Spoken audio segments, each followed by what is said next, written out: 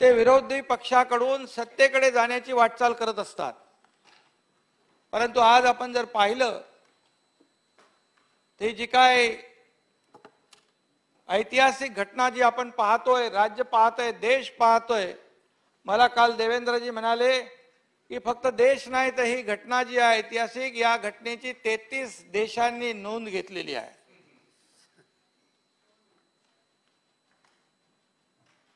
अशा एवढ्या मोठ्या ज्या काही ही घटना घडली आहे, यामध्ये सत्तेकडून, सत्तेमध्ये मी नगरविकास मंत्री होतो, इथे गुलाबराव आहेत, दादा भुसे आहेत, संदीपान भुमरे आहेत, शंभूराज आहेत, अब्दुल सत्तार आहेत, बच्चू कडू आहेत, ड्रावकर आहेत आणि सगळे मंडळी मंत्री होते.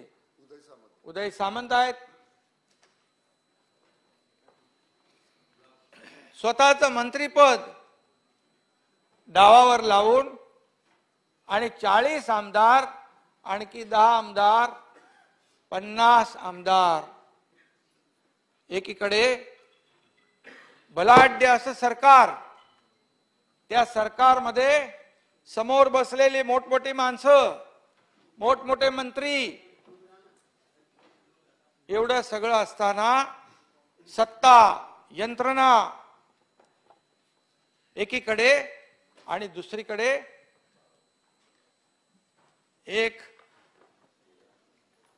कार्यकर्ता, एक सैनिक, पण तो मात्र बाळासाहेबांचा आणि दिघे साहेबांचा सैनिक,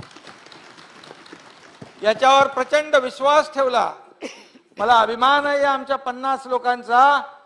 जेव्हा आम्ही आमचं मिशन सुरू केलं त्या एकाने विचारलं नाही कुठे चाललोय, कशासाठी चाललोय, किती दिवस लागतील, काही विचारलं नाही.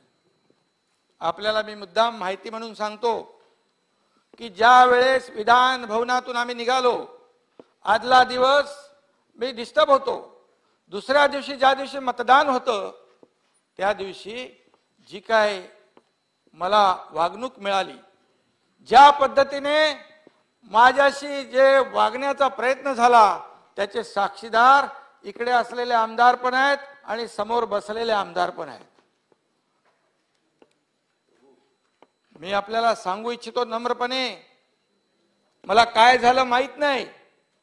आणि बाळासाहेबांनी नेहमी सांगितलं होतं, अन्याय विरुद्ध न्याय मागण्यासाठी आपण बंड असेल, उठाव असेल, काही असेल. आणि ते माझ्या त्यावेळेस मनामध्ये काय झालं मला माहित नाही.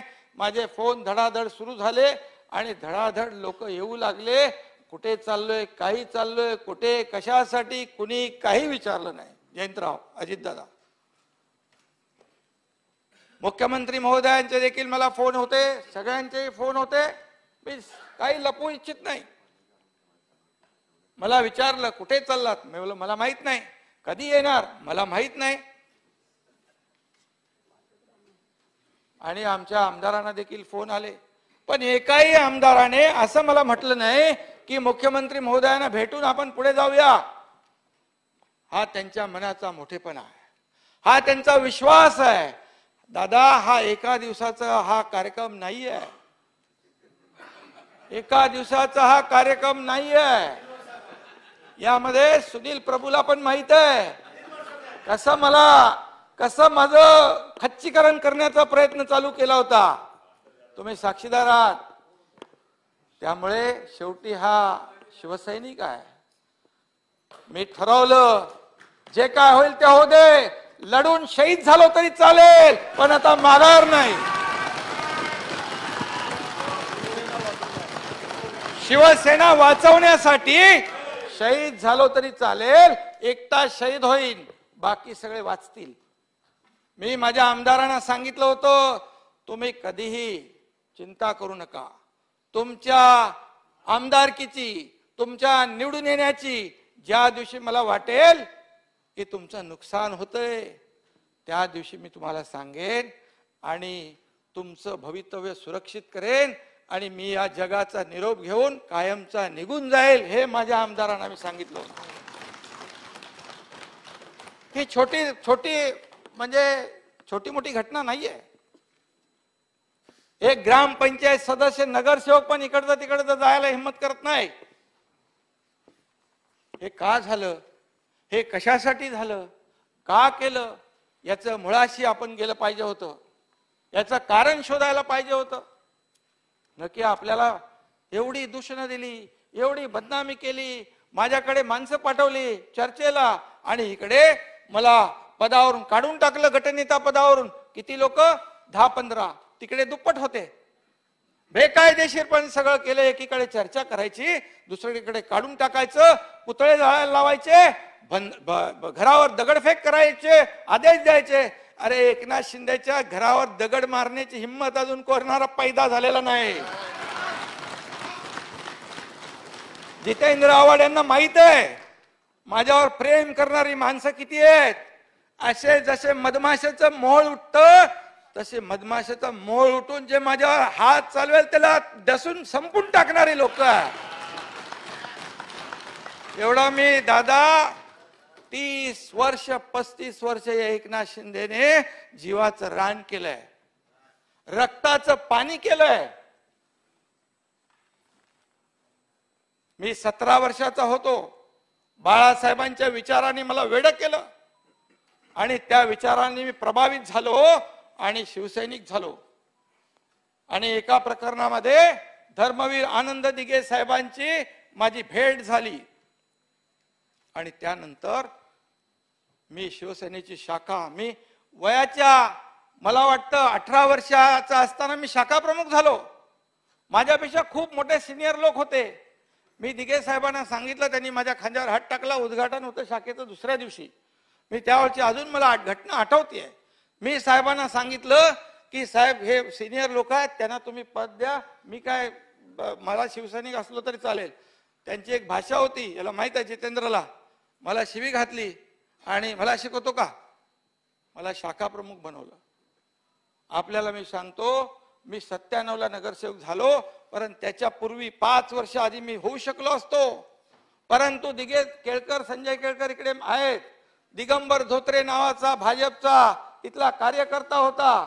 युतीमध्ये त्याला तिकीट देण्याचा निर्णय झाला. दिघे साहेब बोलले जाऊ दे, आपण बघू युतीचं काय करायचं ते, पण तुला तिकीट देतो. मी बोलो मला असं साहेब युती तोडू नका, मी 5 वर्षानंतर नगरसेवक होईन.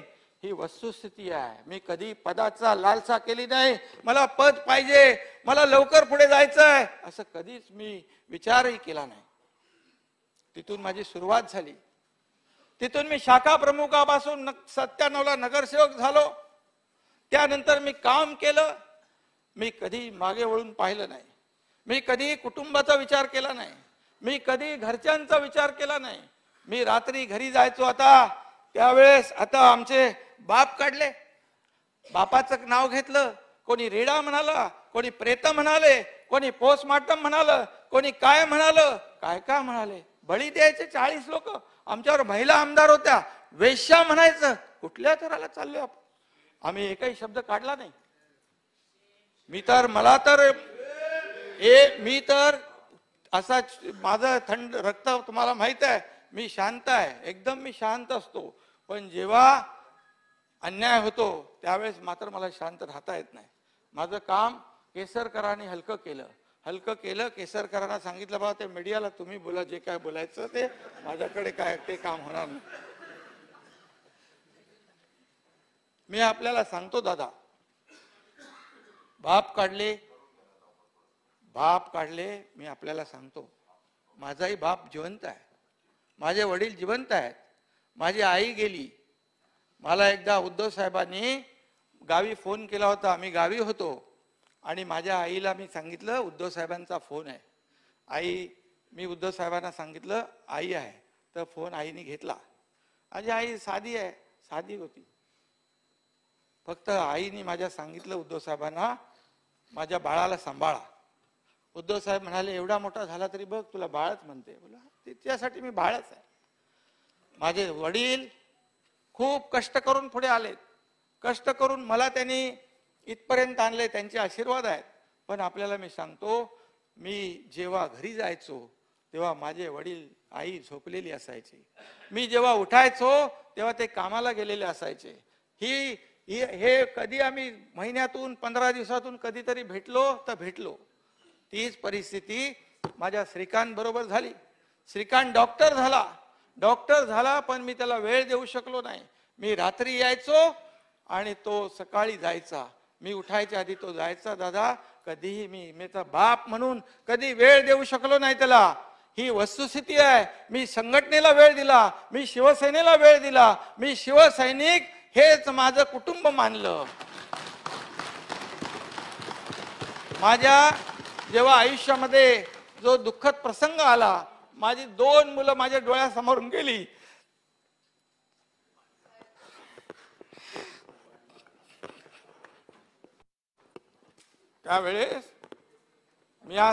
त्यावेळेस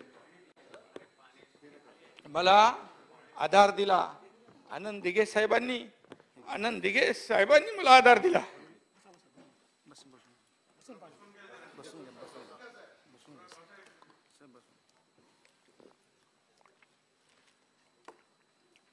माझं कुटुंब उद्ध्वस्त झालं होतं.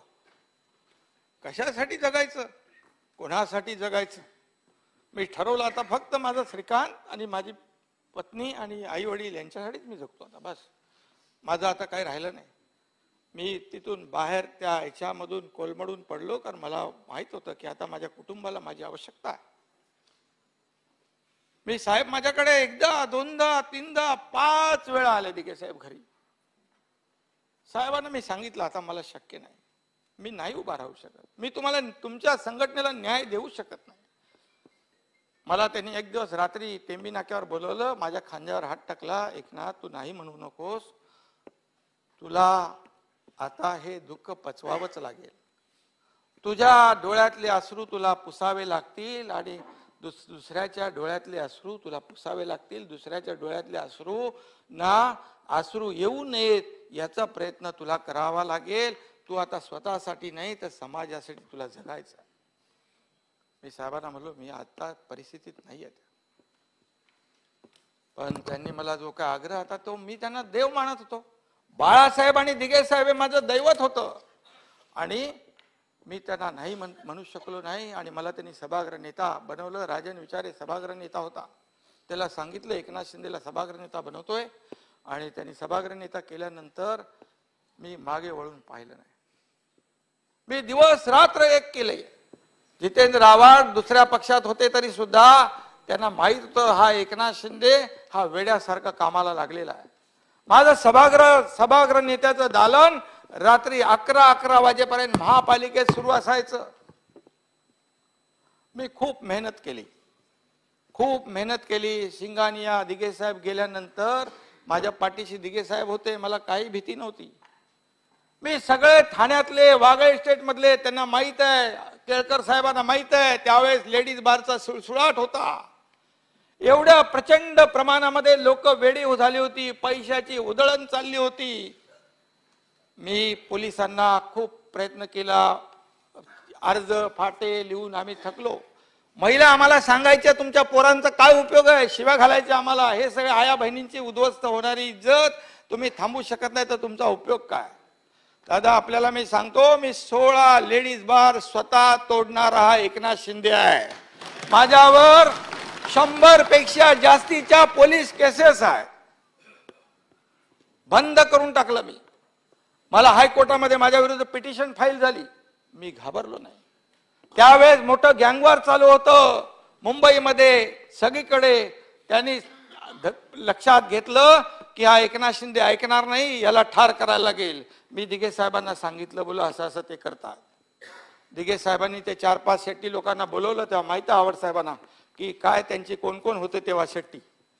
त्यांना म्हणाले क्या चल रहा है, बोले कुछ नहीं, एकनाथ को कुछ हो गया तो समझ जाओ और सुधर जाओ. एवढ्या भाषेत त्याला सांगितल्यानंतर माझा विषय संपला. हे मी का सांगतोय, मी आंदोलन केलं, शिवसेना वाढवली. काय साखरेचं आंदोलन असेल, तेलाचं आंदोलन असेल, जीवनावश्यक वस्तूंचं आंदोलन असेल, कुठे कधी मागे पाहिलं नाही. विद्युत MSCBचं आंदोलन असेल, कारण माझ्या बरोबर जीवाला जीव देणारे जे कार्यकर्ते होते ते एकदा सांगितलं की ते कधी विचारत नव्हते की तिचा परिणाम काय, केसेस होतील, जामीन मिळेल, काय मिळेल, कधीच केला नाही. असं करत असताना जेव्हा धर्मवीर आनंद दिघे साहेबांचा मृत्यू झाला त्याच्यानंतर मी साप कोलमडून गेलो. परंतु मी त्यावेळेस पाहिलं की आता ही कोलमडून पडण्याची वेळ नाही, ही ताठ कठोरपणे उभं राहण्याची वेळ आहे. सगळे सैरावेरा झाले होते, आता आपला बाप गेला, आपला आधार गेला.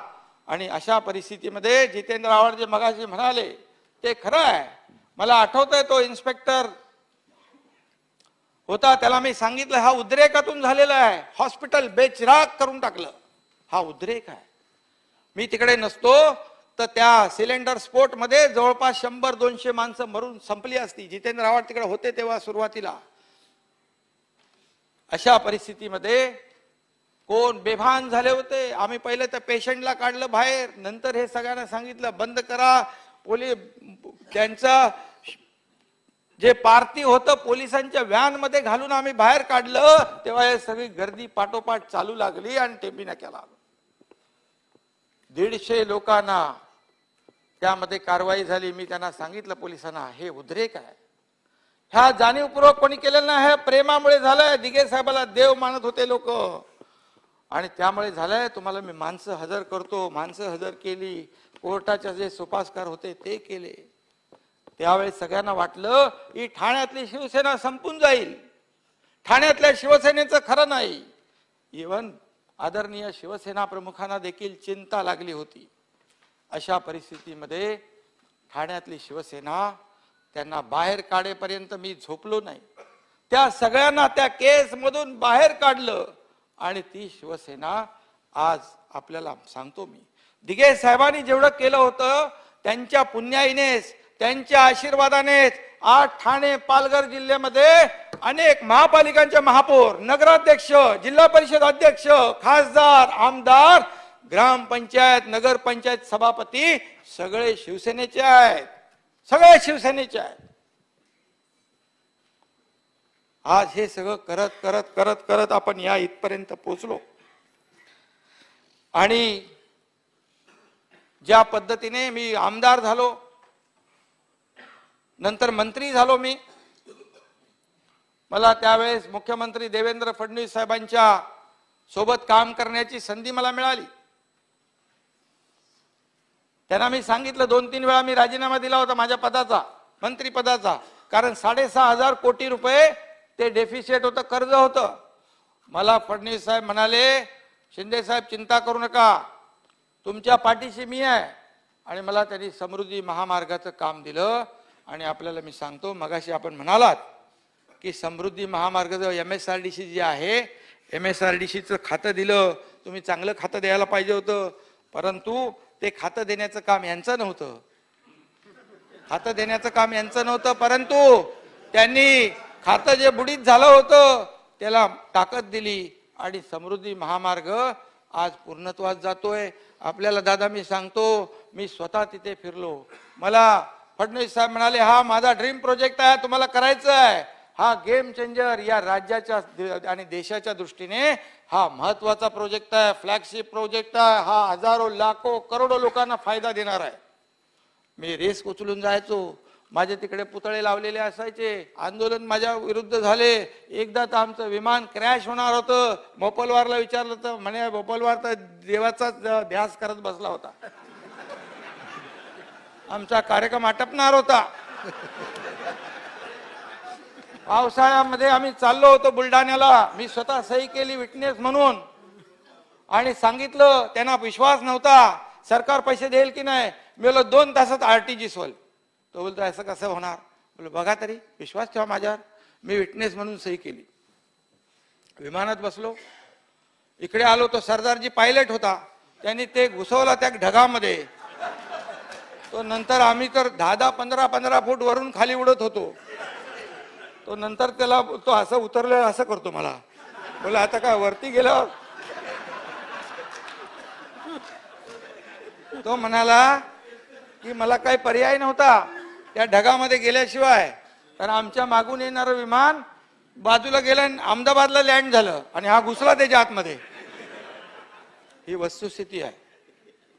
आज समृद्धी महामार्गामुळे आज लाखो लोकांना त्याचा फायदा होणार आहे. मी फडणवीस साहेबांचं मनापासून इथे अभिनंदन करेन की त्यांना मला काम करण्याची संधी दिली. शिवसेनेला ते उपमुख्यमंत्री पद पण देणार होते, बरोबर आहे. भिवंडीच्या एका कार्यक्रमामध्ये गडकरी साहेब आले होते. मला फडणवीस साहेब म्हणाले आता एक चांगली जबाबदारी तुम्हाला भेटेल. मी काही रिॲक्शन दिली नाही, कारण मला माहित आहे ते पद घेणारच नाही आम्ही, पण मला द्यायला पडेल म्हणून मी काही रिॲक्ट झालो नाही झालो, मी गप्प राहिलो. मला माहित होतं. एक पार्श्वभूमी तुम्हाला सांगतो, म्हणजे तुम्ही जे म्हणालात ना दादा तिथे की असं का केलं, तर याच्यामध्ये एकच सांगतो. त्यानंतर हे मी 5 वर्ष काम केलं MSRDCच्या माध्यमातून. ते 6,500 कोटी कर्ज फिटवलं. आता प्रॉफिटमध्ये आपण MSRDC आणले. त्याच्यामध्ये आणखी आम्ही ते बांद्रा कुठला वर्सोवा सीलिंग करतोय, आणखी पुणे रिंग रोड दादाच्या इकडचा पण करतोय. करणार दादा, चिंता करू नका. तुम्ही तिकडे असले तरी करणार, तुम्ही आमचेच आहात.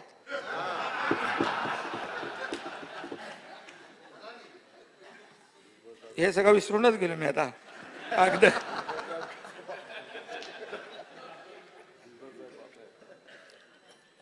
बघा, आमच्यावर गद्दारीचा शिक्का. भास्करराव, आम्ही गद्दार नाही. आणि तुम्ही म्हटलं म्हणून नाही सांगत मी, तुम्हाला नाही म्हणालो.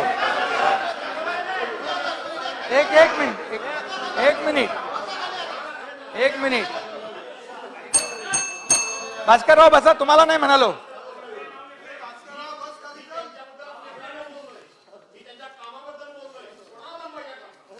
तर याच्यामध्ये बसा. थांबा, शांती. अरे भास्करराव पण आपलेच आहेत. बाबा बसा ना. भास्करराव बसा. भास्करराव, सन्माननीय भास्करराव बसा. सन्माननीय भास्करराव बसा. कृपा करून बसा. आज जो काय आम्ही जो निर्णय घेतलेला आहे, हा निर्णय हे तर ठीक आहे. वैयक्तिक मला काही स्वार्थ नव्हता. तुम्हाला मी सगळ्यांना सांगतो, दादांना पण माहित आहे तो विषय. सुरुवातीला मला मुख्यमंत्री करणार होते ही वस्तुस्थिती आहे. आपल्या सगळ्या आमदारांना आमच्या ते माहीत होतं, त्यांची सगळ्यांची भावना होती. परंतु अजितदादांनी आणि कोणी सांगितलं की एकनाथ शिंदे नको, तुमचं काय सांगितलं मला माहित नाही, परंतु आम्हाला सांगितलं गेलं की ही जबाबदारी तुम्हालाच घ्यायची आहे. आम्ही म्हणालो ठीक आहे, नो प्रॉब्लेम. मी कधीही कुठल्याही पदाची लालसा केलेली नव्हती, करणारही नाही. पण एकदा अजितदादा बोलता बोलता मंत्रालयामध्ये बोलून गेले. सुधीर जोशी आणि मनोहर जोशींचा किस्सा सुरू होता अपघाताचा. तेव्हा अजितदादा म्हणाले, अहो इथं पण अपघातच झालेला आहे.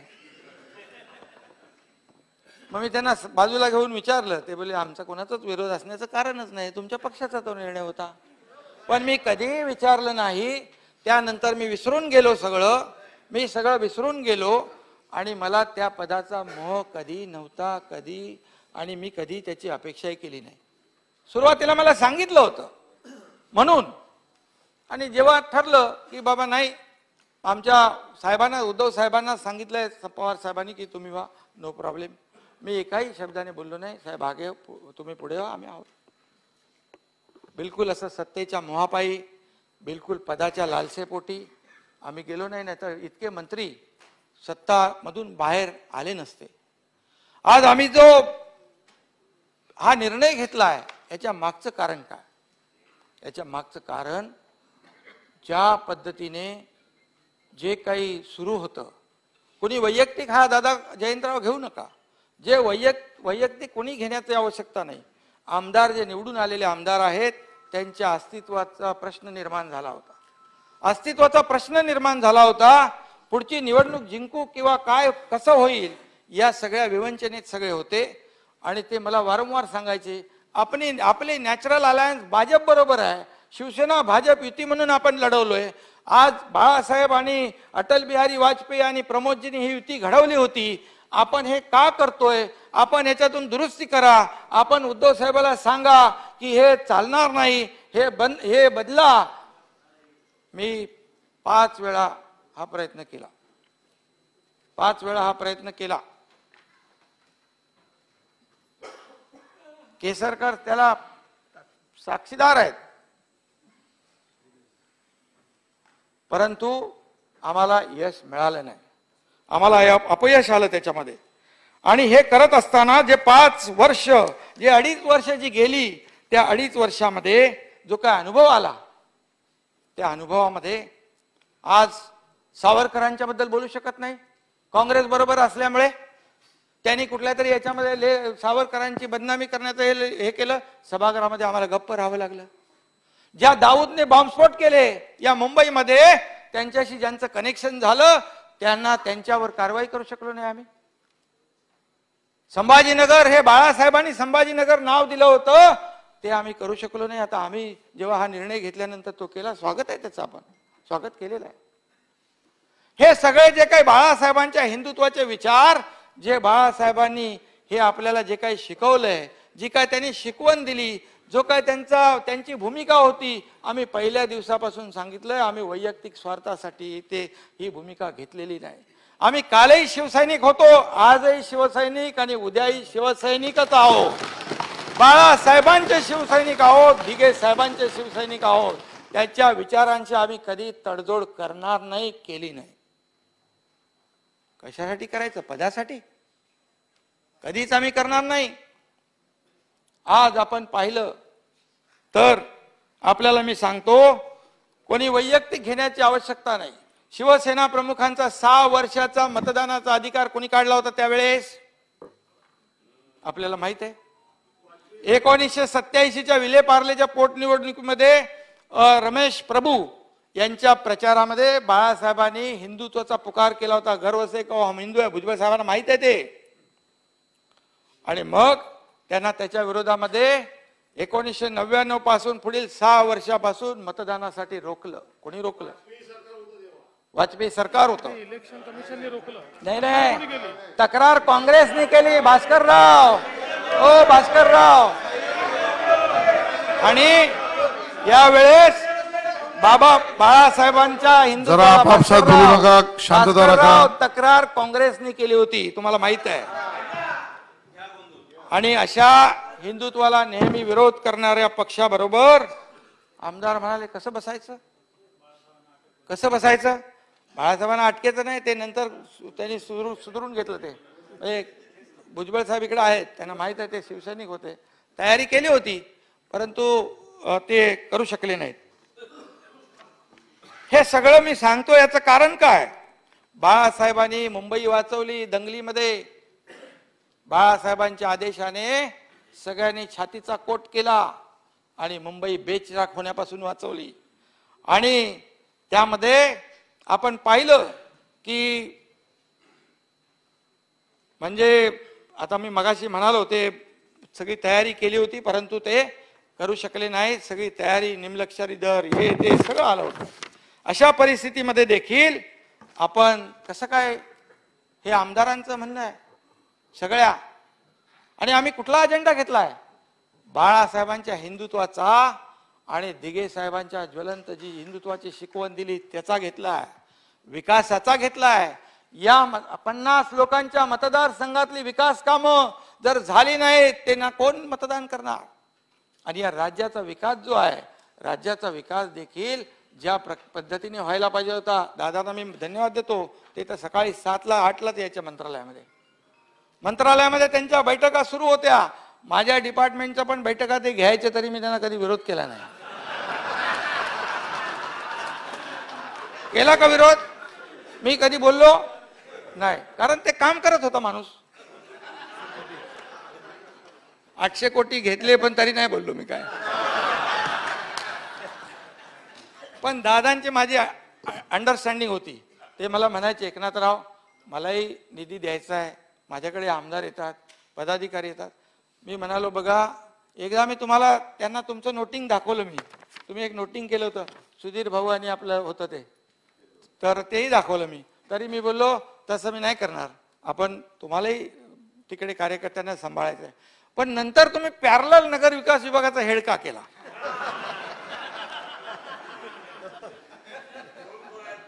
त्याच्यावर मी आक्षेप घेतला होता. परंतु नंतर दादा बोलले एकनाथराव ठीक आहे आता एवढं पुरतं. मी लगेच मोठ्या मनाने बोललो की नाही लगेच, मी कदरू नाहीये, कदरू मनाचा नाहीये मी. मला काम करणारी माणसं आवडतात आणि दादाचा स्वभाव मला एकदम फटकळ रोखोक आवडतो मला त्यांचा. मी कधी त्यांच्या ह्याच्यामध्ये कधी खोडा घातला नाही. माझा डिपार्टमेंट आहे तुम्ही कसं करताय कधी नाही, कारण माझ्या डिपार्टमेंटमध्ये सगळे हस्तक्षेप करत होते, त्यामुळे मला काय चिंताच नव्हती. तुम्ही केलेल्याचं मला दुःखच नव्हतं बिलकुल, पण खूप हस्तक्षेप होता सगळं माहित आहे. पण तरी सुद्धा मी एक मंत्री, शेवटी माझ्यापेक्षा वरिष्ठ लोकांना अधिकार असतो. मला काय कधीही कोणी काढू शकलं असतं, पण मी कधी घाबरलो नाही. काढा काय पण करा, पण माझी जी काय हे आहे, माझा जो अजेंडा आहे तो मी कधी सोडू शकत नाही. त्यामुळे काही लोक आता सांगत होते की याच्यामध्ये आमच्यावर निशाणा सोडून कोणी काय गटार, कोणी नाल्याची घाण, कोणी आणखी काही, कोणी तिकडे देवी मा कामाख्या देवीला बळी देणार. आता मा कामाख्या देवीने कोणाचा बळी घेतला? आम्ही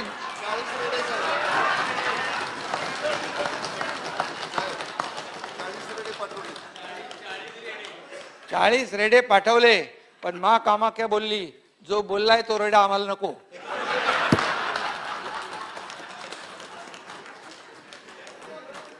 दादा सहन करायची पण एक परिसीमा असते, पण काही तोंडातून काढलं नाही. आम्ही बुक्क्याचा मार खाऊन गप बसत होतो, रडत होतो आम्ही. हे काय एवढं बदनाम आम्हाला करताय?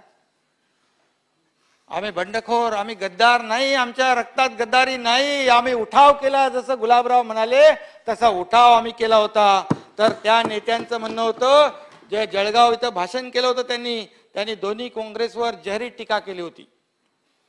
15 वर्षात काँग्रेस आणि राष्ट्रवादी काँग्रेसने महाराष्ट्र सडवल्याची घणाघाती टीका केली होती. 15 वर्ष सडवली तुम्ही लोकांनी, मी नाही म्हणत आहे.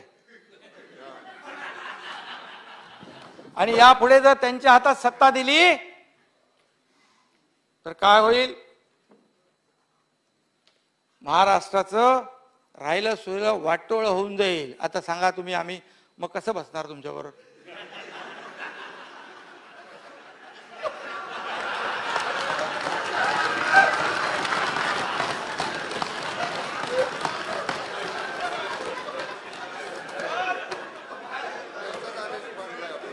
आदेशाचं पालन केलं आम्ही.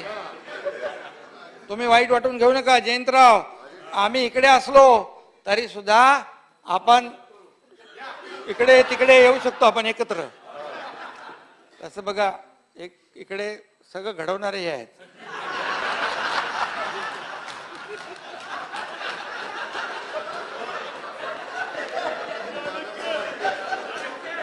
कधी काय काय करतील, कधी काय काय करतील माहित नाही.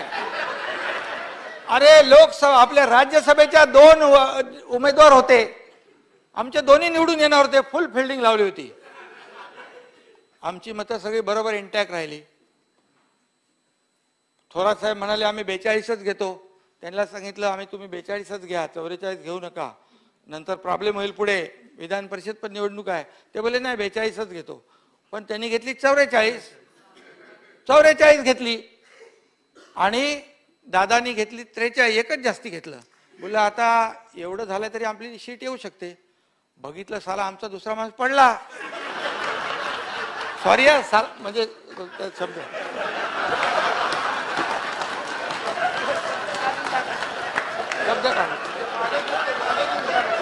शब्द मागे घेतो.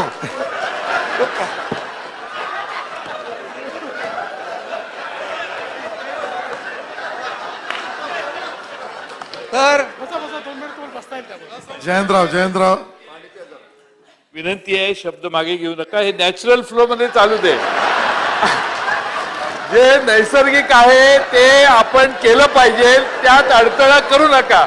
तुमच्या शेजाऱ्यांचा परिणाम होऊन देऊ नका. ही नैसर्गिक युतीच केली आम्ही. नैसर्गिक युती, तुम्हालाही ती मान्य आहे. तर पडला कसा बघितलं तर आम्ही कॅल्क्युलेशन केलं, आमचे सगळे मतं इंटॅक्ट, सुनील प्रभू आणि बाकी सगळे आमचे हुशार माणसं होते, त्यांनी बोले आपले बरोबर आहेत. अरे कुठले कोणाचे, आता इकडे कलाकार बसले, त्यांनी कोणाचे फोडले का माहीतच नाही. बाकी लोक बोलत होते की अरे पडला तो वेगळा पडला, दुसरा पडला पाहिजे होता. बोला असं नाही. मी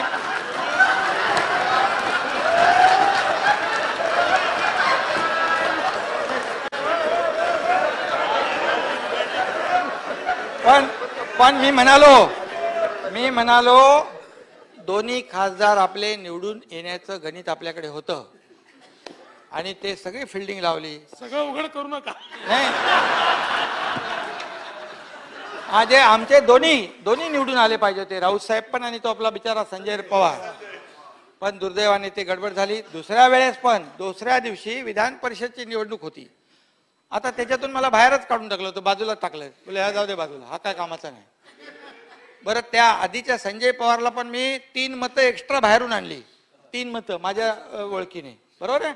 आणि ते तुम्ही बघितली पण, म्हणजे अनिल परबानी बघितली, तुम्ही बघितली, सुनील प्रभूंनी पण बघितलं ना बाबा. कारण ते मार्किंग दिलं होतं त्यांना आपण वेगळं, आमच्या सगळ्या आमदारांपेक्षा वेगळं. तर त्याच्यानंतर विधान परिषदेमध्ये सगळे लोक बोलले काय करायचं. बोलले बघा दोन्ही आपले शिवसेनेचे निवडून आले पाहिजे, त्याच्यामध्ये कॉम्प्रोमाइज होता कामा नये बिलकुल. कारण मी गद्दार नाहीये दादा, माझ्या ध्यानीमनी माझ्या रक्तामध्ये कधी येणार नाही. मी कधी झोपेत असलो तरी सुद्धा काय दिलंय रे ते काय, अरे ते निधी वाटप नको, संपला विषय.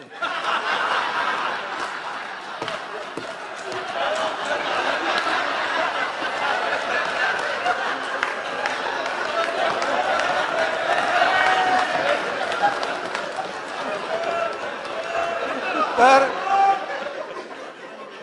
थोडं आज माझे बघा फ्लो तुटला मग गडबड होईल. तर मी सांगितलं बाबा दोन्ही आले पाहिजे निवडून. कारण काय, आम्ही त्या दिवशी माझी सरकली होती. बोला आता आम्ही जाताना चला इकडे पडला तर बोलतील गद्दारी करून गेले. बोला दोन्ही निवडून आले पाहिजे. आणि तुम्हाला मी सांगतो दोन्ही आपले निवडून आले आणि आम्हाला फोन आले साहेबांचे. बोले कुठे आहे आपले दोन्ही पुढे चाललेत. बोला आता मी ते पुढे चाललेत पण मी कुठे चाललोय मला माहित नाही. मी आपला सुसाट गेलो. तुम्हाला सांगतो मी काही प्लॅनिंग नाही केलं, काही प्लॅनिंग नाही केलं. मी बोलत बोलत गेलो, सरळ गेलो. यांचं तिकडे पुढे आहे ना ते आपलं बाउंड्रीच्या बाहेर, तिकडे गेलो.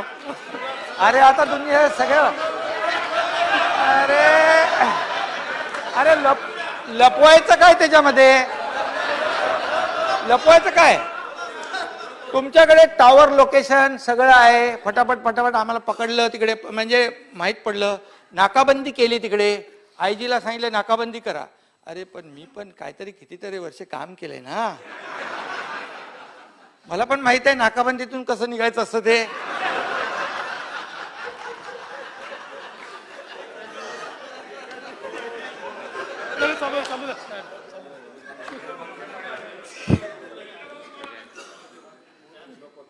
त्यामुळे बघा हा तुम्ही आता माझ्याकडून सगळं काढून परत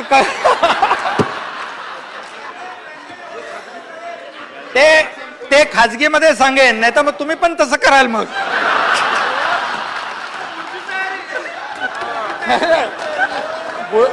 भुजबळ साहेब जेव्हा बेळगावला गेले होते ना, ते वेश बदलून गेले होते. आणि तिकडे गेल्यावर त्यांनी त्यांच्या लोकांनी ते पोलिसला मारलं कर्नाटकच्या. आणि मारल्यानंतर आमची 100 लोकांची तुकडी गेली. बाकी लोकांना सगळ्यांना ते बसमध्ये सोडून जंगलात सोडत होते. बोले शिवसेना काय, शिवसेना के लोक आहे, हे धर उपट मार मार मारले त्या लोकांनी. आणि डायरेक्ट जेलमध्ये टाकलं बेल्लारी. 100 लोक आम्ही 40 दिवस आत जेलमध्ये, यांच्यामुळे भुजबळ साहेबांमुळे.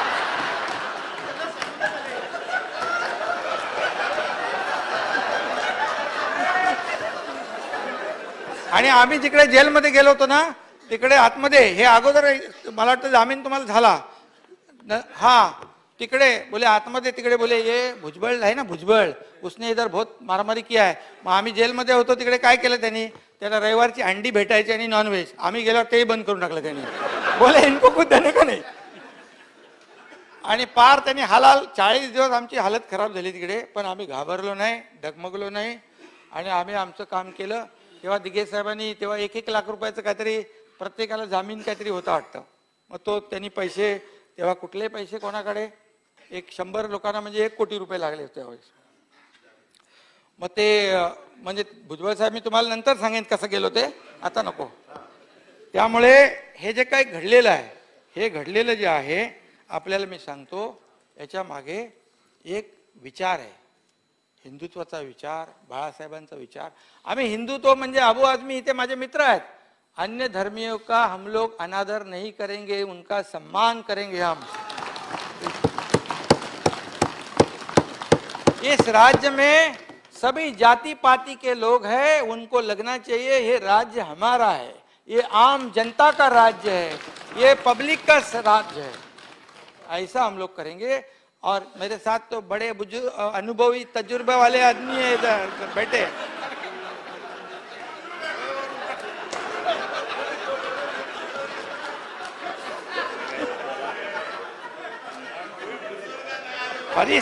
परिस्थिती काय झाली दादा?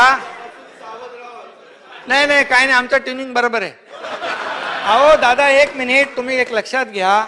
ते जेव्हा पत्रकार परिषद घेतली फडणवीस साहेबांनी, तिथे बाजूला मी उभा होतो.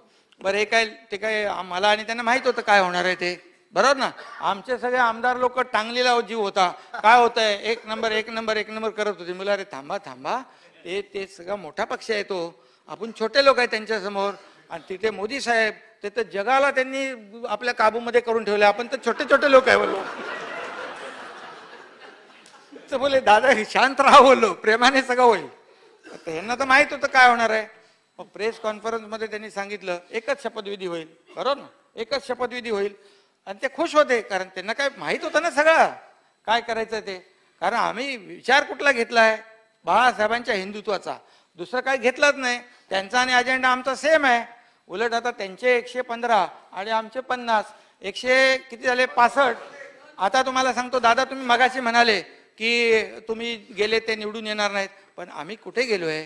जे पूर्वी गेले ते विरुद्ध पक्षात गेले, जे हिंदुत्वाचा ज्यांनी विरोध केला त्या पक्षाकडे गेले. आम्ही ज्यांनी हिंदुत्वाचा पुरस्कार केलाय तिकडे आम्ही गेलोय. त्यामुळे तुम्हाला मी सांगतो दादा, 165 नाही, आम्ही दोघं मिळून 200 लोक निवडून आणणार.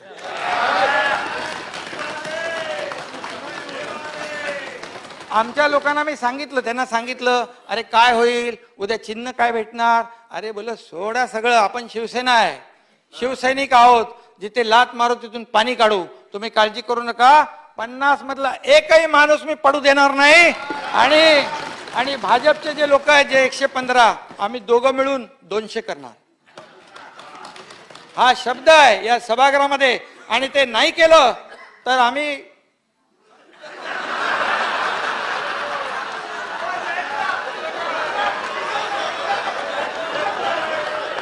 गावाला शेती करायला जाईन. शेती. आणि मला आता एक माझा छोटा नातू एकदम फुल टाइमपास आहे.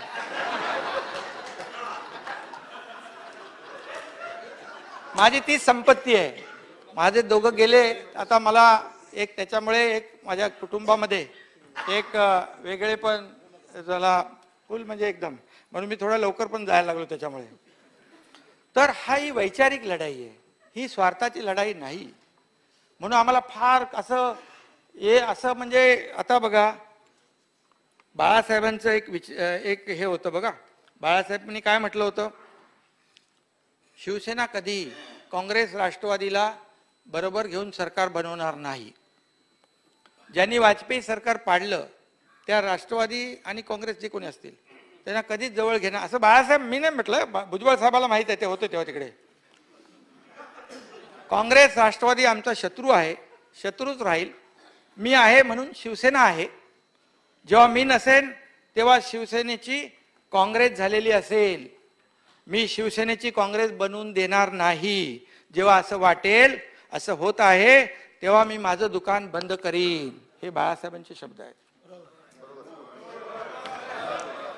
हे बाळासाहेबांचे शब्द आहेत. त्यामुळे मी आपल्याला सांगतो की आम्ही कुठलाही असा वेगळा विचार केलेला नाही. आम्ही शिवसेना आहोत. 2/3 मेजॉरिटी मध्ये आम्ही होतो. आज 40 कुठे गेला तो एक माणूस आपला आहे संतोष बांगर, त्याला मी बोलवलं नाही. त्यांनी मला फोन केला. मला फोन करायला घाबरत होता तो. बोले अरे कसं बोलणार. तर मग सांगू का,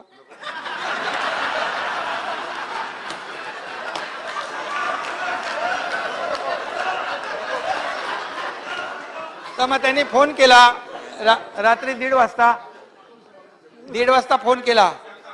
तर फोन केला नाही, तसं काय चोरी लपण्यासारखं काय नाही. ते म्हणाले मला यायचं आहे, माझी चूक झालेली आहे, आणखी 3-4 लोक आहेत, त्यांचंही मत असंच आहे. मी बोललो बघ असं खोटं आपल्याला काही करायचं नाही.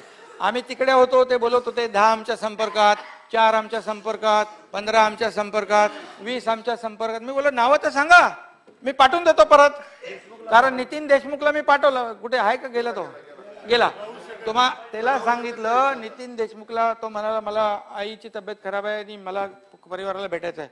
मी त्याला 2 कार्यकर्ते दिले आणि त्याला सुखरूप पाठवला. स्पेशल विमान करून पाठवलं. बोललो जा बाबा, तुला असं जोर जबरदस्ती मी ठेवणार नाही. बरं जोर जबरदस्ती कसं करणार. मी सुरुवातीला गेलो तेव्हा माझ्याकडे 29-30 लोक होते. नंतर 20 लोक आले ना मागून. त्याला कसं जबरदस्ती मी त्याला का बंदूक लावून आणलाय. ते स्वतःच्या मर्जीने आले, एका विचाराने ते आलेत. त्यांनी ठरवलं की आता आपल्याला आपण जे सुरुवातीला 2.5 वर्षापूर्वी चूक केली ती आपण दुरुस्त करूया. आपण एकत्र लढलो निवडणूक, शिवसेना आणि भारतीय जनता पक्ष. पण तिकडे जेव्हा तुम्ही दादा म्हणालात की यांचे 120-15 असताना तुम्हाला कसं दिलं, शिवसेनेला कसं दिलं, एकनाथ शिंदेला कसं दिलं. पण मग तुम्ही 100 होते, मग आमचे 56 होते, मग तुम्ही आम्हाला कसं दिलं. 2004 साली तर यांचे जास्त होते. काँग्रेस 2004 साली काँग्रेसपेक्षा तुमचे जास्ती होते, तरी काँग्रेसने घेतलं. हे कसं आहे, ह्याच्यामध्ये आपल्या ह्याचा आता मी सांगतो तुम्हाला.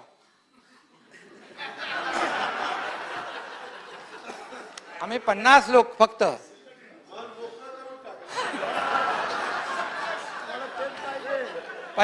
आम्ही आणि हे 115.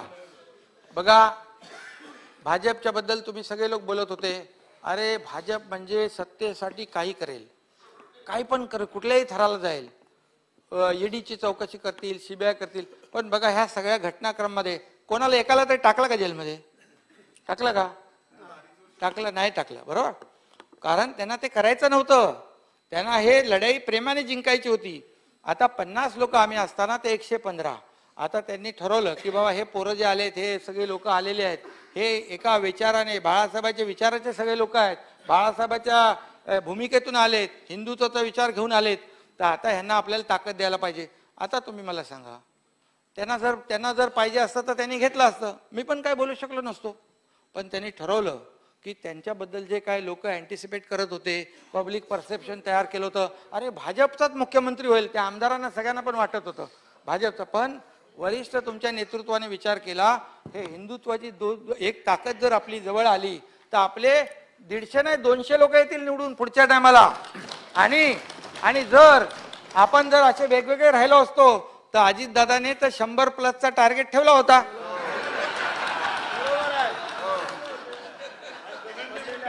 आणि जयंत पाटील तर सगळे बोलत होते, जिकडे सभेला जात होते तिकडे बोलले पुढचा आमदार राष्ट्रवादीचाच होणार.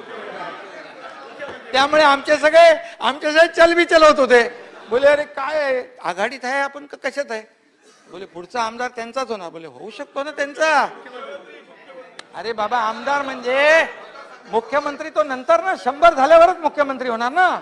मग 100चं टार्गेट त्यांनी फायनल केलं होतं, बरोबर. काही ठिकाणी जयंतराव सांगायचे तुम्ही शिवसेनेमध्ये आपलं NCP मध्ये या. आता आमचे काही पोरं बघा, ते चंद्रकांत पाटील कुठे आहे रे, तिकडे ते जे तालुका प्रमुख, उपाध्यक्ष, उपजिल्हा प्रमुख, आता पण ते खडसेंच्या भीतीने आणि पोलिसांच्या भीतीने 6 महिने बाहेर वॉन्टेड आहेत. आता त्यांना मी सांगितलंय, आता मी मुख्यमंत्री आहे आणि देवेंद्रजी माझ्या सोबत आहेत, त्यामुळे तुला चिंता करायची नाही, ये लवकर ये. आणि सांगली तो आहेच रे. तर ते सांगलीचा माणूस बघा, जयंतराव, सांगलीचे अनिल बाबर त्रस्त आहेतच, पण ते माहित आहे जयंतरावांना, एक आमच्या माणसाला मोक्का लावला बरोबर, एक तो पोरगा, त्याचा काय संबंध नव्हता, तडीपारी केली, सगळं केलं, मारणारा माणूस वेगळा, पण त्याला टाकला आतमध्ये. मी सांगितलं आमच्या वरिष्ठांना, परंतु डीजीने सांगितलं ते असं आहे तसं आहे तसं. आता फक्त मी असतो तर मी काय सांगितलं असतं, बाबा हा कार्यकर्ता हा निर्दोष आहे, त्याला याच्यामधून निर्दोष आहे, त्याला बिलकुल दोषी धरू नकोस, आणि उलटा मला रिपोर्टिंग कर ते फाईल रद्द करून, बरोबर.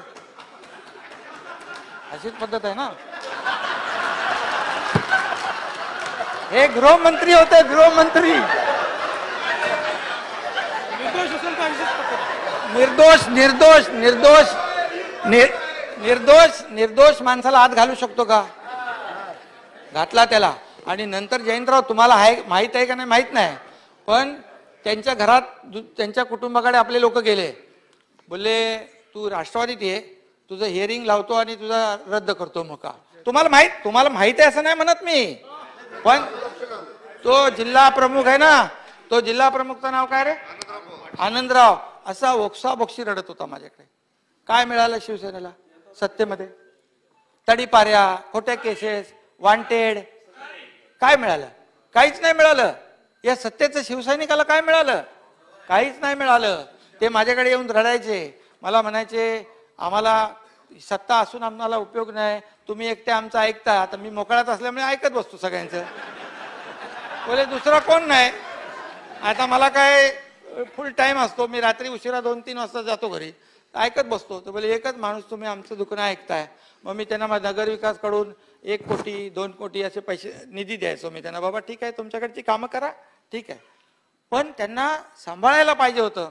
सत्तेचा फायदा जो आहे शिवसैनिकाला, मुळाशी कार्यकर्त्याला, जिल्हा प्रमुख, तालुका प्रमुखाला, शाखा प्रमुखाला, विभाग प्रमुखाला व्हायला पाहिजे होता. मी एकटा जेवढं माझ्याकडून व्हायचं तेवढं मी करायचो, पण एकटा मी काय करणार, मला पण मर्यादा आहेत ना.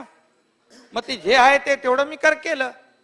पण आज ज्या पद्धतीने दादा म्हणाले मगाशी की शिवसैनिक जे आहेत, शिवसैनिक तुम्हाला मी सांगतो, आम्ही भूमिका घेतली जेव्हा त्यांना कळली आता ही भूमिका बाळासाहेबांच्या हिंदुत्वाची आहे, ही कुठली वेगळी नाहीये. आता तुम्ही बघा त्यांच्या मनामध्ये काय आहे. आम्हाला ऍफिडेव्हिट घ्यायला गरज लागत नाही त्यांचं.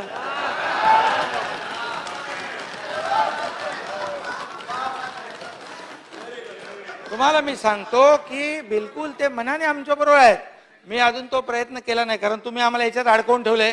रोज कोर्टामध्ये जाता, आज 9:30ला पण कोर्टात तुमचे माणसं गेले, दिल्लीच्या सुप्रीम मध्ये, परवा पण गेले, तेरवा पण गेले. अरे ते कोर्ट म्हणाला तुम्ही एकाच विषयावर का बार बार येत आहे?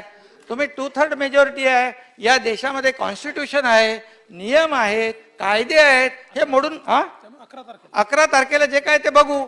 आता आम्ही इकडे अध्यक्ष बसलेत, हे आपले हे तालिका अध्यक्ष आहेत, ते जे बसलेत ते आता नियमाने बसले सगळे. तुम्ही सहकार्य केलं, परंतु दुसरे लोक कोर्टातच चालले सारखं सारखं. आता त्यामुळे आम्ही इथे अडकलोय.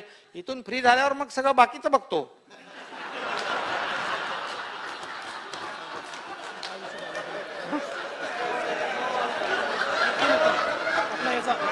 हा, तर ह्याच्यामध्ये हो आव्हाड साहेब, त्यांना काय सांगू नका तुम्ही. तर गमतीचा भाग आहे. तर याच्यामध्ये मिळालं काय दादा? आम्ही तुम्हाला एकच म्हणजे आमचं एवढंच म्हणणं होतं की सत्तेचा फायदा जो आहे हा तळागाळातल्या शिवसैनिकाला झाला पाहिजे. कारण उद्धव साहेब मुख्यमंत्री आहेत, उद्धव साहेब मुख्यमंत्री आहेत, तर साहजिक आहे, अपेक्षा आहे, शेतकऱ्यांना अपेक्षा आहे, कष्टकऱ्यांना अपेक्षा आहे, आमच्या तळागाळातल्या शिवसैनिकांना अपेक्षा आहे. आज परिस्थिती काय, त्याला स्वतःच्या पायावर उभं करायला हे सरकारमध्ये मुख्यमंत्री असताना, सत्ता असताना नाही करू शकत, मग कधी करणार? पण मी आपल्याला सांगतो, जेवढे शिवसैनिक आहेत या महाराष्ट्रातले, जे पदाधिकारी आहेत, हे सरकार जे आहे युतीचं सरकार आहे, हे बाळासाहेबांच्या नावाचं सरकार आहे. याच्या माध्यमातून त्यांच्या जीवनामध्ये आमूलाग्र बदल घडवल्याशिवाय आम्ही राहणार नाही. बिलकुल जेवढं काय त्यांना आपल्याला मदत करता येईल त्या माध्यमातून मदत करू. तसा आमचा शिवसैनिक खंबीर असतो, सक्षम असतो. तो कधी घाबरत नाही. त्याला एकदा भूमिका, आता ठीक आहे रोज तुम्ही आमच्याबद्दल काय काय सांगाल, गद्दार गद्दार, आता काय पोस्टर बिस्टर आमचे काय जाळून झालेत, आता काय जाळत नाही कोण, संपले ना. त्यामुळे आम्ही कुठेही काही त्याच्यावर कुठे रिॲक्शन दिली नाही. शेवटी बघा आम्ही 50 लोक आहेत, प्रत्येक ठिकाणी प्रत्येक जण एक 1.5 70 80 हजार मतं घेऊन निवडून आलेला आहे. आणि प्रत्येकाकडे स्वतःचे 1000-2000 लोक आहेत, कार्यकर्ते आहेत, दबंग आहेत सगळे. पण आम्ही ते शस्त्र बाहेर काढलं नाही. कोणाशी लढायचं? भास्करराव कधी रक्तपात होऊ देणार नाही, एवढं लक्षात ठेवा. आणि आम्ही शिवसैनिक आहोत आणि बाळासाहेबांचे शिवसैनिक आहोत. परंतु एक मर्यादेपेक्षा जास्ती टॉलरेट पण करता येत नाही, सहन करता येत नाही, हे मी आपल्याला सांगतो. मी मुख्यमंत्री आहे म्हणून माझ्या कधी डोक्यामध्ये कधी हा विचार येणार नाही, अविचार येणार नाही. मी अजून पण आमच्या लोकांना सांगतो, अरे मी मुख्यमंत्री झालोय की नाही मला माहीतच नाही अजून.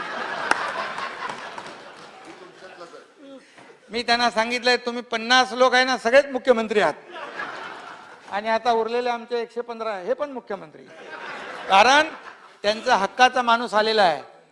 ते माझ्याकडे पत्र घेऊन येतात, ते म्हणतात याच्यावर लिहा. मी लिहायचं नाही, फोन करतो लगेच डायरेक्ट कलेक्टरला, चलो त्यांचं हे काम करून टाका, विषय संपला. हे लिखापडी बिकापडी बंद, त्याला टाइम लागतो.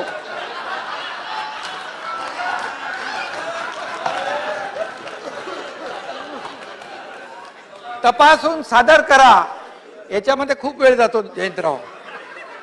आता डायरेक्ट कार्यवाही करा, तरच 200 होणार आम्ही.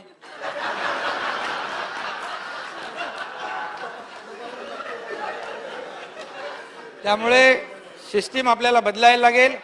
या सत्तेचा वापर सर्वसामान्य माणसाला झाला पाहिजे, शेवटच्या घटकापर्यंत या योजना पोहोचल्या पाहिजेत. तुम्ही जलसंपदा खातं तुमचं एकदम चांगलं आहे, त्याचं काय का कुठे रखडले ते सांगा, तेही आपण पूर्ण करू, काही प्रॉब्लेम नाही. तुम्ही जे सांगाल ते करू. भुजबळ साहेबाचं पण काय ते थोडंसं आता काय आमचा कांदे इकडे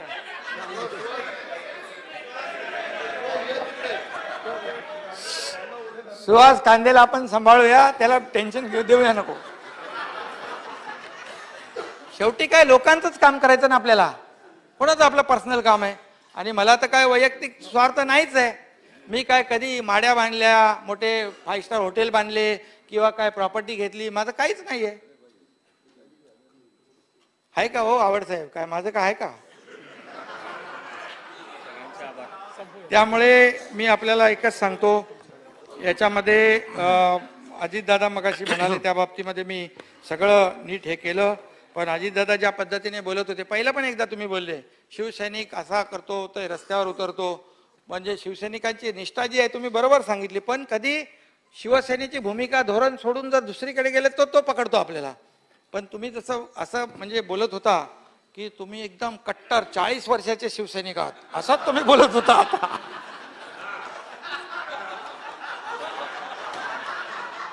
चांगलं आहे, चांगलं आहे ते. शेवटी आपण बघा, आपण दोस्त मित्र आहोत, काही प्रॉब्लेम नाही. कधी आपली मैत्री काय आपली, कधी आपण कुठे इकडे असलो तिकडे असतो, कधी पण इकडे पण येऊ शकतो, काही प्रॉब्लेम नाही. त्यामुळे काही चिंता नाही.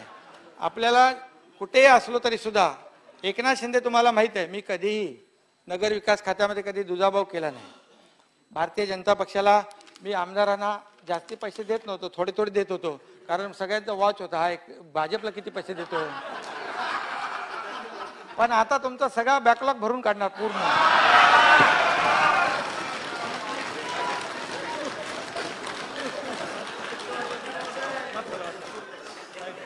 त्यामुळे तो काही ती काही अडचण नाही. पण जर कागद जास्ती झाली ती कागद जाऊ दे. हा, तर आता एकच सांगतो मी, हे सरकार जे स्थापन झालेलं आहे हे बाळासाहेबांच्या विचारांचं, आमच्या गुरुवर्य दिघे साहेबांचा आशीर्वाद आहे. आणि सगळ्यात महत्त्वाचं म्हणजे आमची संख्या कमी असताना मोदी साहेबांनी याला आशीर्वाद दिला. मोदी साहेब मला म्हणाले शपथ घ्यायच्या आधी, बोले एकनाथ जी अच्छा काम करो, ये राज्य को आगे बढ़ाओ, ये राज्य को प्रगति पथ पे लेके जाओ, ये राज्य का सर्वांगीण विकास करो, आपको किसी भी चीज की कमी हम होने नहीं देंगे. आणि अमित शाह साहेब की म्हणाले ये हम लोग तो पुराने मित्र है, शिवसेना भाजपा युति पहले से है, आप चिंता मत करो, आपके पीछे हम चट्टान की तरह खड़े हैं.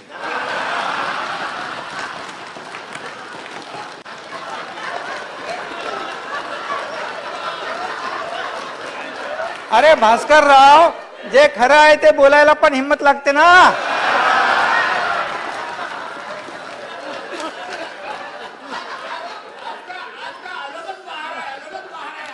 हे अंदर से अंदर की आवाज आहे.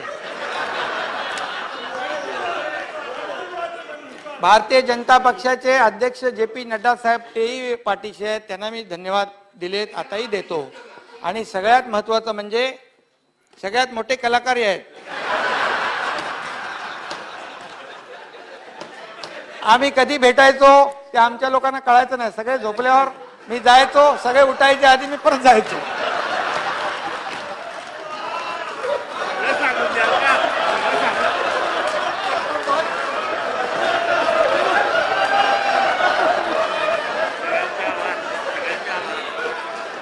अरे थांबा, काय घाई लागले तुम्हाला. परंतु एकच मी सांगतो, या सगळ्या ह्याच्यामध्ये खूप आम्ही म्हणजे एवढ्या खालच्या लेवलला जाऊन आरोप केले. अगदी म्हणजे कोणाला काय टपरीवाला, कोण चहावाला, कोण भाजीवाला, कोण रिक्षावाला, काय काय म्हणाले. पण आम्ही ती पातळी सोडली नाही.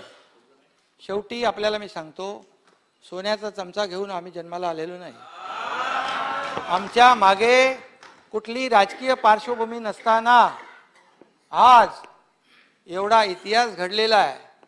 का सर्वसामान्य माणूस मुख्यमंत्री नाही होऊ शकत? हे सरकार कोणासाठी आहे?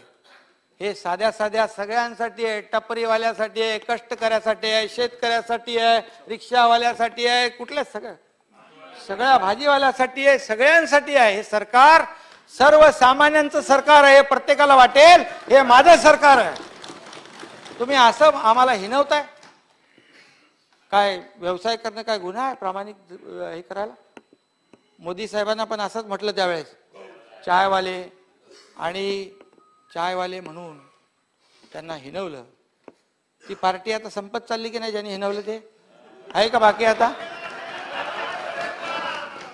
पार्टी आहे का आता? संपत चालली ना ती. म्हणजे मोदी साहेबांच्या विरुद्ध जो बोलतो त्याला जनता त्याचा हिसाब किताब बरोबर करून टाकते. आज आपल्याला मी सांगतो, सगळ्या पंतप्रधानांच्या बद्दल, इंदिरा गांधींच्या बद्दल पण खूप आम्हाला आदर होता. पण मोदी साहेबांनी, तुम्ही म्हणाल आता लगेच मुख्यमंत्री पद दिलं, लगेच गोडवे गायला लागला. असं नाही. मोदी साहेबांनी आपल्या देशाची इज्जत जी आहे, देशाचा मान सन्मान आहे, पुऱ्या विश्वामध्ये आपल्या देशाची कीर्ती पसरवली की नाही? पसरवली की नाही? बरं, आमच्या बाळासाहेबांनी काय परिवर्तन नाही, सत्य बोलतोय बाबा, ऐकायला शिक जरा, सत्य बोलतोय. तर हे बघा सुनील प्रभू, तुम्ही काल काय म्हणाले? नाही, 1 मिनिट पहिलं मी सांगतो, विसरून जाईन. बाळासाहेबांचं काय म्हणणं होतं? मला या देशाचं 1 दिवस पंतप्रधान बनवा, बोलले होते ना? मी बोले काश्मीर मधला 370 कलम हटवून टाकतो, असं म्हणाले होते. बरोबर? ते अमित शाह साहेबांनी केलं, 370 हटवलं की नाही? म्हणजे आपला अजेंडा जो आहे हा बाळासाहेबांचा आणि हिंदुत्वाचा अजेंडा कोण चालवतोय? काय कळलं का? कोणाला कसं कुठे बटन दाबले आणि काय 370 कलम हटवलं. पण हे सगळं सांगण्याचं एवढं तात्पर्य आहे. तुम्ही बोला आता एकनाथ शिंदे लगेच एकदा बदलली कशी भाषा, पण असं नाही. जे वस्तुस्थिती आहे किंवा मला मर्यादा होत्या बोलायच्या. जसं अमित शाह साहेबांची आणि माझी थोडी अगोदरपासून थोडी ओळख होती. त्यांनी मला एकदा म्हटलं होतं त्यावेळेस, 2014 वेळेस, बोले अरे जो आप लोग बार बार हारे हुए सीट है ना, जो वो तो एक्सचेंज कराओ, उद्धव जी को बताओ 10-12 लोग लेके जाके उनको जो बार बार हारती है सीट वो तो चेंज करो, तेव्हा म्हणाले होते मला. तर हे सगळं जे आहे हे सांगण्याचं तात्पर्य एवढंच आहे. सुनील प्रभू काल काय म्हणाले की त्यांना दुःख झालं मी इकडे बसलो. ते म्हणाले हे इकडे बसायला पाहिजे होते, पण जेव्हा ते बसत होते तेव्हा विरोध कोणी केला त्यांना? अरे आपल्या पक्षाने केलं ना, असं काय करताय? आपल्या पक्षाने केलं ना. अरे ज्या वेळेस युतीचं सरकार 2019ला बनत होतं त्यावेळेस देवेंद्रजीच मुख्यमंत्री बनणार होते, तेव्हा हेच बनणार होते मुख्यमंत्री. आणि त्यामुळे ऐका त्यामुळे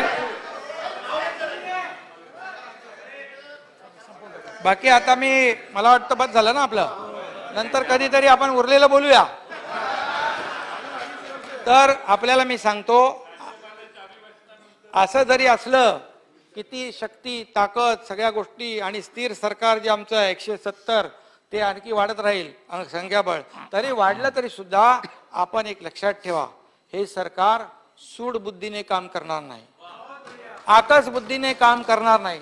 तुम्ही घेतलेले निर्णय सरसकट आम्ही बदलणार नाही. ज्याच्यामध्ये चुकीचं काही झालं असेल, अनावश्यक काही गोष्टी घडल्या असतील, तेवढ्यापुरतं आम्ही दोघं जण देवेंद्रजींनी आम्ही दोघं बसून त्याच्यावर ठरवू. पण कुठल्याही पद्धतीने आमच्या डोक्यामध्ये गची बाधा कधी येणार नाही.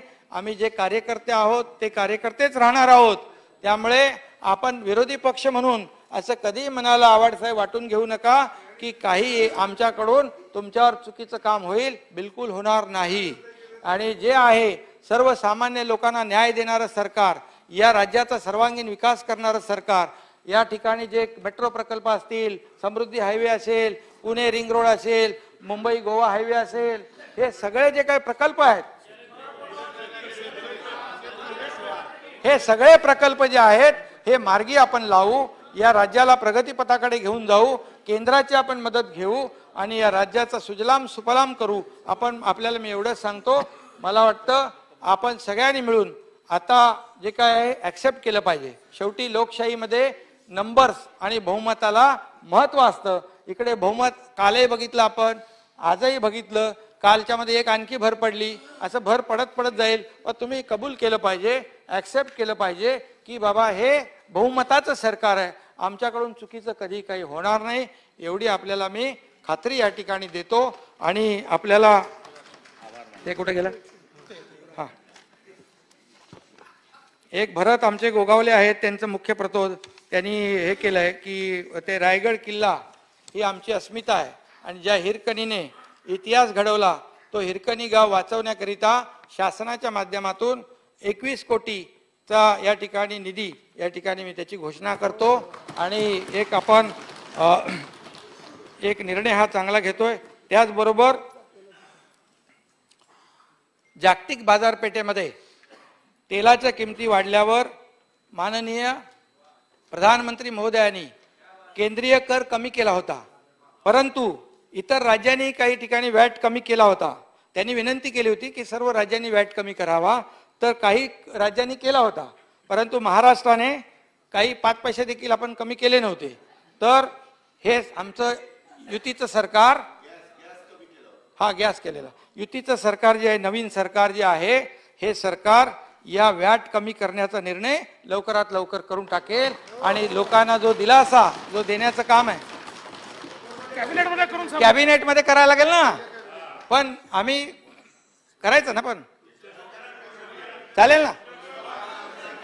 त्यामुळे तो देखील निर्णय आम्ही आणि शेतकरी या राज्यामध्ये सगळ्यात महत्वाचा घटक जो आहे बळीराजा, त्याच्या बांधावर सगळे जो लोक जाऊन त्यांची विचारपूस करत असतात. आपले सगळे लोक गेले, राधा भुसे पण जात होते तिकडे. तर त्याच्या जीवनामध्ये देखील सुखाचे समृद्धीचे आनंद दिवस यावे म्हणून त्याच्यासाठी राज्य सरकार एवढं करेल की शेतकरी आत्महत्या मुक्त महाराष्ट्र या ठिकाणी आम्हाला करायचं आहे. त्यासाठी विरोधी पक्षाचं सगळ्यांचं योगदान सहकार्य या ठिकाणी आम्हाला लागेल. आपण दोघंही मिळून सत्ताधारी आणि विरोधी पक्ष हातात हात घालून आपण काम करूया. दादा तुमची माझी मैत्री आहे, जयंतरावाची पण आहे, भुजबळ साहेब तर आमचेच होते पहिले आणि ते आवडतं तर आपलाच माणूस आहे.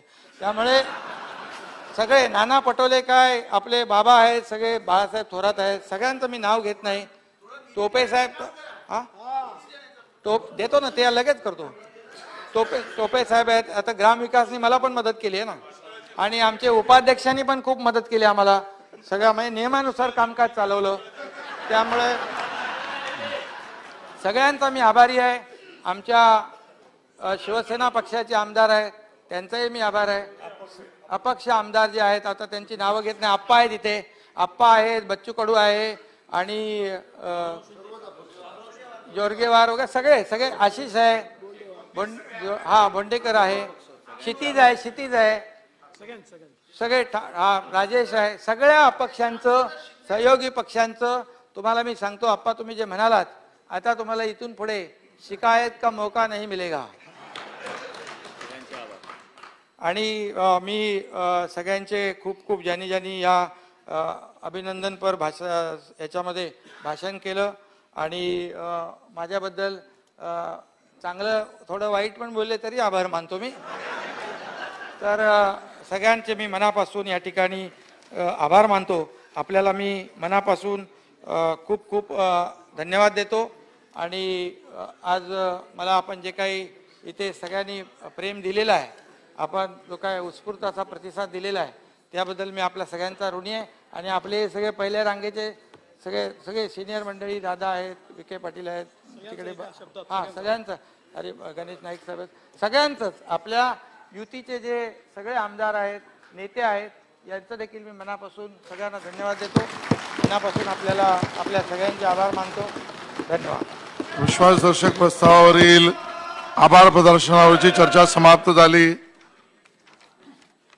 श्री दीपक केसरकर, डॉक्टर संजय कुटे, विधानसभा सदस्य यांचा 22 नियम 23 अन्वये प्रस्ताव. महोदय, मी आपल्या अनुमतीने पुढील प्रस्ताव मांडतो. महाराष्ट्र विधानसभेचे अध्यक्ष